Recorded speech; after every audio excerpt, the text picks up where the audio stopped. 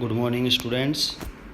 आज की क्लास में हम थर्मोडायनेमिक के बेसिक कॉन्सेप्ट के बारे में पढ़ेंगे। सबसे पहले तो थर्मोडायनेमिक्स को समझने से पहले इसकी जो टर्मिनोलॉजी है उसके बारे में हम थोड़ा सा पढ़ते हैं, जिसमें सबसे पहले आता है सिस्टम।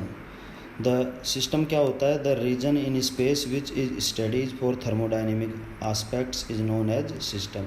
मतलब यूनिवर्स का कोई भी ऐसा पार्ट जिसको हम थर्मोडायनेमिक स्टडी के लिए चुनते हैं उसे हम सिस्टम कहते हैं। यह सिस्टम दो प्रकार का होता है, स्मॉल या very small, large as earth. जैसे कि पृथ्वी है उसको भी हम एक सिस्टम मान सकते हैं। सिस्टम एक बहुत छोटा भी हो सकता है, जैसे पानी की एक ड्रॉप, इस तरीके से उसको भी हम सिस्टम मान के उसकी स्टडी कर सकते हैं। फर्दर सिस्टम को हम 3 पार्ट्स में डिवाइड कर सकते हैं, ओपन सिस्टम, क्लोज सिस्टम और आइसोलेटेड सिस्टम।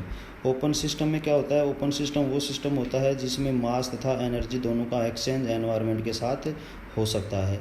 जैसे किसी खुले पात्र के अंदर पानी को गर्म करते हैं या हॉट कप ऑफ कॉफ़ी है, तो इसमें मास का भी एक्सचेंज होता है, साथ में एनर्जी का एक्सचेंज भी होता है। दूसरा होता है क्लोज सिस्टम, जिसमें मास का एक्सचेंज पॉसिबल नहीं होता है बट एनर्जी का एक्सचेंज हो सकता है। जैसे किसी बंद वेसल्स के अंदर यदि हम गर्म पानी को रख दें तो वह समय के साथ में ठंडा हो जाता है, अर्थात उसने एनवायरनमेंट के साथ एनर्जी का एक्सचेंज कर लिया।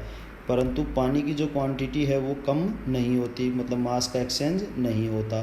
तीसरा जो सिस्टम होता है वो होता है आइसोलेटेड सिस्टम। इसमें न तो मास का एक्सचेंज होता है, न ही एनर्जी का एक्सचेंज होता है। जैसे एक थर्मस फ्लास्क होता है, उसमें अगर गर्म पानी को रख दें तो वो जिस पोजीशन में रखा जाता है, जैसे ठंडा रखा जाता है तो ठंडा ही रहता है, गर्म रखा जाता है तो गर्म ही रहता है।